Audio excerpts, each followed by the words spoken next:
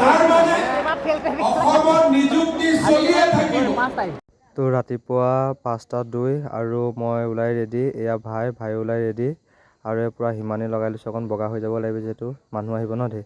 আৰু এয়া আমাৰ ভাইহঁত পূৰা হাতী ষ্টাইল কৰিব পূৰা কাজিয়া কৰি আছে হিমানীটোৰ কাৰণে। আৰু এইটো কৈ মিলকে যাদু বেগ। আৰু আমি ওলাই আহিলোঁ, চাহ কিমান কুঁৱলী। অলপ ৰখি লৈ পেলাই চাহটো খাই দিছোঁ যিহেতু ৰেষ্ট লৈছিলোঁ, আৰু তাৰপিছত ওলাই দিলোঁ। আৰু ফাইনেলি আমি আহি পালোঁ সৰু সজ্জা। লাহে লাহে খোজকাঢ়ি সোমাই গৈ আছোঁ আৰু এখন সৰু সজ্জা গেট পালোঁ।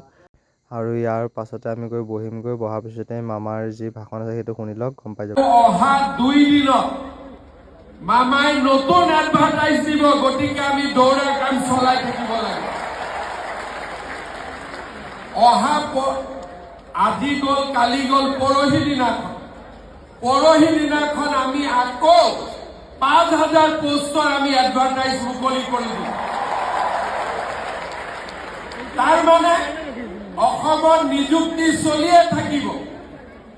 আজি আমি পালো, ঘৰত গৈয়ে ভাইটিক কম যে আজিৰ পৰা তই দৌৰিব আৰম্ভ কৰ, কাৰণ এডভাৰটাইজ আৰম্ভ হৈ গ'লেই। আমাৰ বন্ধুসকলক কম, যিসকলে নোপোৱা বুলি দুখ কৰি আছে, যে তহঁতি চিন্তা কৰিব নালাগে, আকৌ পোষ্ট ওলালে, আকৌ চেষ্টা কৰি। আৰু এইটো টিকু, সকলোৰে চিনাকি, মোক চবে চাগৈ চিনি পায় টিকুক। এইটো টিকুৱে চাগৈ কাক জুমি চাইছে ধৰিব পৰা নাই।